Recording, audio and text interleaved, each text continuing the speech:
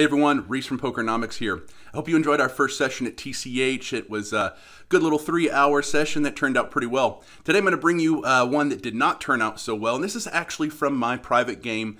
In the 16 years I've played poker in casinos and home games and underground rooms, this game sticks out as one of the livest games I've ever played in my life. It's a 1-2 uncapped game that actually plays like a 5-10. Lots of 10 and 20 and $40 straddles, and it's not uncommon for guys to come in and win or lose 5 or 10 grand in this game. So take a look at this session. Let me know what you think. Obviously, I like to come in here, mix it up, and gamble with them. Usually turns out pretty well for me. This time, not so much. But without further ado, let's go.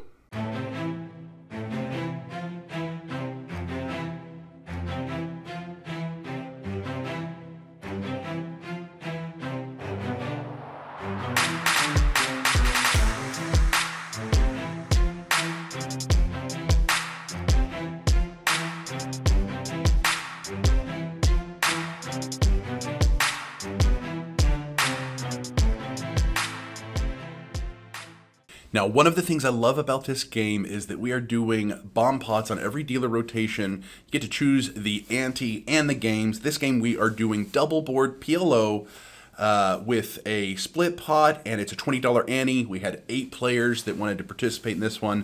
So we got 160 in there pre-flop. I am in middle position here when I look down at my hand, which is a raggy King 10 Deuce 3. Now this is the kind of hand that can really get you in trouble, particularly in a double board Omaha pot. You'll see exactly what I'm talking about here in a minute.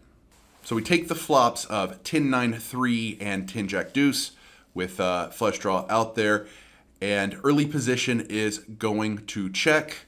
I will check behind them, and gentleman to my left, a pretty solid player. He's going to lead out for 100 on this flop into 160. The early position player with about 1,500 in his stack, he's actually going to min raise this to 200. We had about 1,800 to start the hand, and we're not fully ready to let this go here. This is such a shit hand. I should not be playing this. These are marginal on both these spots. And some context to this, the hand prior to this, the gentleman that just min raised had lost a big hand, got coolered, and felt like he could be steaming a little bit. I thought he was going to be willing to gamble with kind of a rappy flush draw hand, and actually wasn't really that worried about the early position guy in the hand either. So it was at this point with the with the min raises in there that we decided to just shove. We're thinking that we've got some side money, and I actually thought the early position better did not have 1,500 in his hand. Thought he had closer to like 1,000, where we'd have a side pot that I could maybe chop or scoop between me and the player behind me. So anyway, we end up shoving. He calls as well, and we find out just how royally fucked we are. So the wrap flush draw hand ends up making a backdoor heart draw on the top board there where the other player had a set, and he's actually going to make a straight and then a boat on the second board there. Was just all over these boards and scoops a 5K pot. Ladies and gentlemen, this is how you do it. Getting that much equity on both boards with just a hammer and a double board PLO hand, you're going to make some money here. So good hand, Daniel. Man, so after this pot, I am down 4,000 in just a couple of hours in this session. My first buy-in, I took a couple of flips early on in the session that just did not hold up, and then poorly misplaying this hand here, I punted like 1,800 bucks in this bomb pot hand. So it's time to get things back on track. I took a break, walked outside, got my head straight, and came back and reloaded for 4 grand. And shortly after I reload, I get this hand in early position. We're dealt 3-4 of hearts. It's a 1-2-5 with a 10 straddle, so we straddle for 10 under the gun.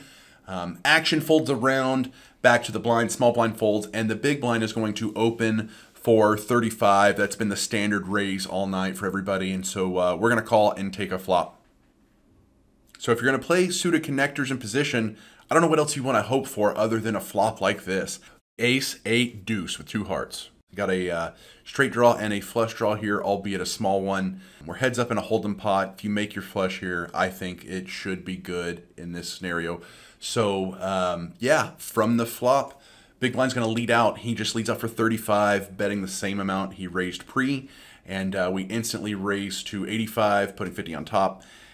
Comes back around, and without hesitation, he raises to 235. He's got about 700 behind that, and started the hand about 1,000 effectively. And obviously, we have lots of chips here, and had just reloaded, and we're in the mood to put it in. And so we hammer, we just raise him, and he snap calls, and we are off to the races.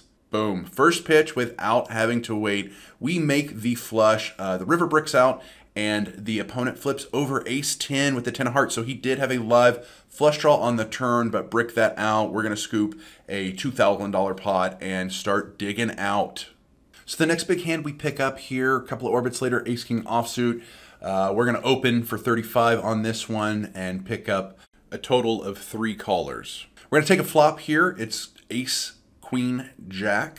And the big blind here is going to lead out for 150 into this hand. Now, this gentleman had lost a couple hands, gotten coolered in the prior hands, and with that strong of a lead out, I was just really concerned where he was. Did he flop like a marginal 2 pair, like a queen jack, or does he have an ace-10 kind of pair straight draw, but had no idea where he actually was. So he let out for 150. I raised to 350. He snaps shoves, and I have to begrudgingly call for a bit more here. I say, man, I hope we're chopping. And he flips over 2 jacks. We're certainly not chopping here. So I am in bad shape on the flop. And let's see how this runs out. Brick on the turn, and miracle 10 on the river gives us Broadway, and is another nice pot to help us dig back out. Now this is another interesting one. Late in the night, I am in hijack position here, and playing queen 9 offsuit. Nothing special here. Might have been a pre-flop open to 35 or something like that. But it was multi-way. Long and short of it is we flop the joint, 8-10 jack on the board. We check the flop around. It's multi-way in late position, trying to disguise our hand. The turn comes out a jack and board pairs right off the bat. And the gentleman to my right, same guy we popped with the 3-4 of hearts earlier, he leads out on that board pairing turn for 200 bucks. We are going to go ahead and raise. We raised 500, we put him in. He goes all in for a few $100 more. And we see that he actually has a flush and straight draw with the ace-king suited. We run a board, he bricks out, and we scoop one more pot to get us closer to the black. All right, last hand of the night, ladies and gentlemen. We're in the big blind, and we look at queen 10 offsuit. It's about 4 in the morning now, and I think we're down to about 6-handed, and everybody is wide open. We're playing lots of hands. 35 is the standard open on that 1-2-5, and you know, 3-4 5-way flops are very common, and so we take a flop. That flop's going to come out queen 8-3 rainbow. And early position here that did the 35 pre-flop, he is going to lead out for about 100, I believe. And we call. The turn is an 8 here, and he is going to shove. Now, he had been stuck. This guy had been getting clipped and coolered. And this is the same guy that I just got on the ace-king versus set of jacks hand. So he shoves the turn. He ends up having about 350 bucks more. The turn board paired and did put a draw out there. I believe it put a spade draw. And this is a fold, guys. I should have folded. I was tired. This guy was steaming. I thought this guy is capable of betting a flop, turning a draw here, you know, with some sort of flush draw or something, and putting it in with a big suited ace or something. It's just late in the night. This was an unnecessary punt of a few $100, but grudgingly, we call the turn bet, and our buddy Scott here is going to flip over aces, has us absolutely smoked, and we run out of river. We are no good, and so he scoops that one.